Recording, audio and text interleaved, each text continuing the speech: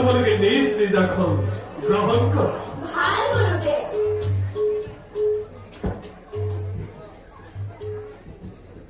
ভালো ভাষা গুৰুদেব।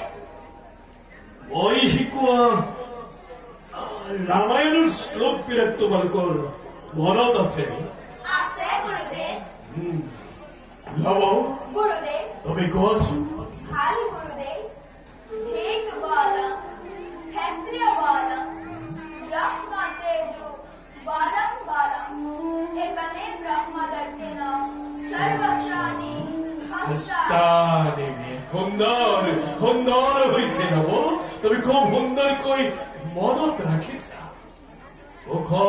গুৰুদেব। তুমি কোৱাচোন। ভাল গুরুদেব। প্রতত প্রসমিসাম প্রসন্ন ইন্দ্রিয় মানসম তপুসম তপু মহৎ সমস্যাপু ইয়নব ব্রহ্মত কারণম। তুমি খুব সুন্দৰকৈ মনত ৰাখিছা। বাৰু গুৰুদেব। কোৱাচোন এই কথাষাৰ কোনে কৈছিলে? মহৰ্ষি বিশ্বামিত্ৰ গুৰুদেব। লব তুমি কোৱাচোন এই কথাষাৰ কেতিয়া কৈছিল?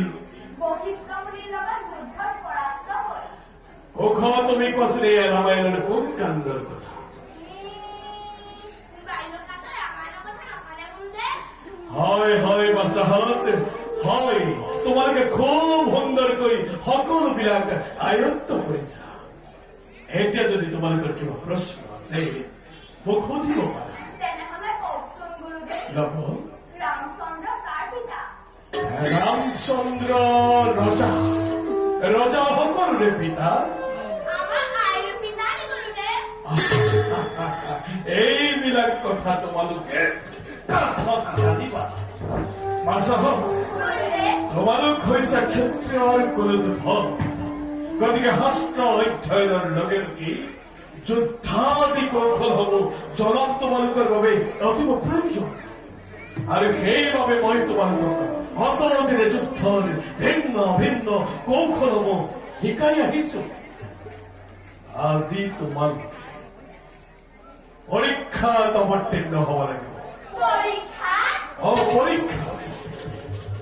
মই শিকোৱা ধৰ্মবিদ্যাৰ কৌশলসমূহ মোৰ সন্মুখত প্ৰদৰ্শন কৰা। ভাল গুৰুদেৱ।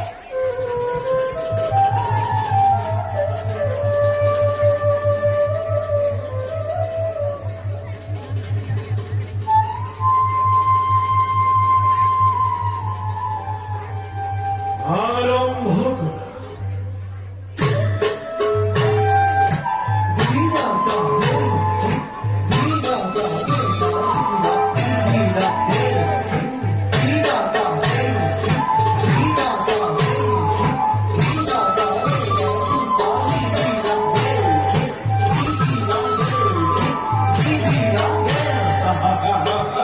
সুন্দৰ হৈছে, খুব সুন্দৰকৈ প্ৰদৰ্শন কৰিছা। আজি মই তোমালোকক বাহু যুদ্ধৰ কেইটামান কৌশল দেখুৱাম। তোমালোকে গভীৰ নিষ্ঠাৰে সকলোবিলাক আয়ত্ত কৰিবলৈ যত্ন কৰিবা হওক। ভাল গুৰুদেৱ।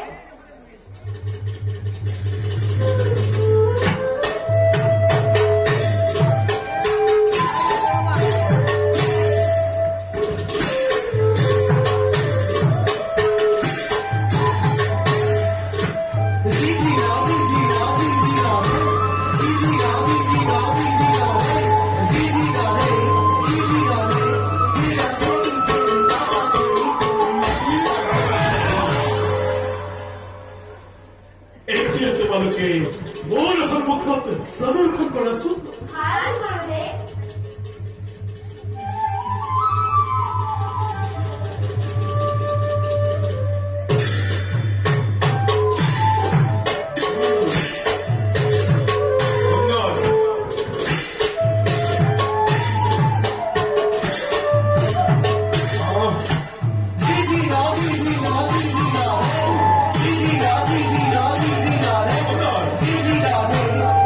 সুন্দৰ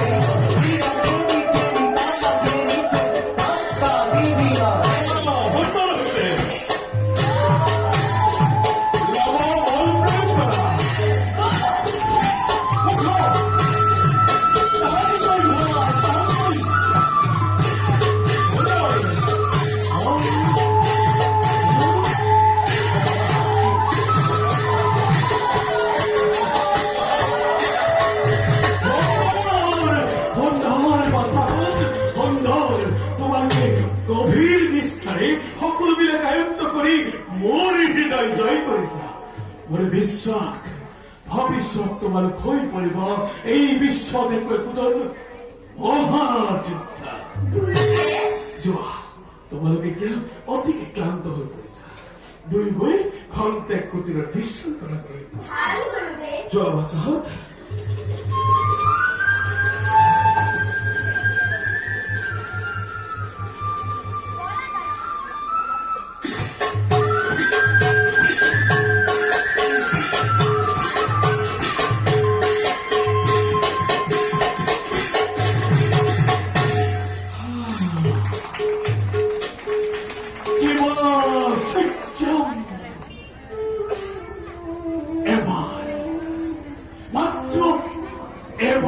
দেখাই দিলেই অকল বিরাট কার্যত করে রূপায়ণ কত পারে রে অখিম বিক্রম হামান্য দুটো দলকে ও মই বাহুরি গৈছি রঘুবর শ্রী রামচন্দ্র রক্তচারী হিরে হিরে প্রবাহিত হয় জানকীর আখিকে জারি হৃদয় ভোখন এই জনৰ বাবে আছে যেন কিবা অসম্ভৱৰ কাৰণ ধন্য বাল্মীকি ধন্য তোমাৰ জীৱন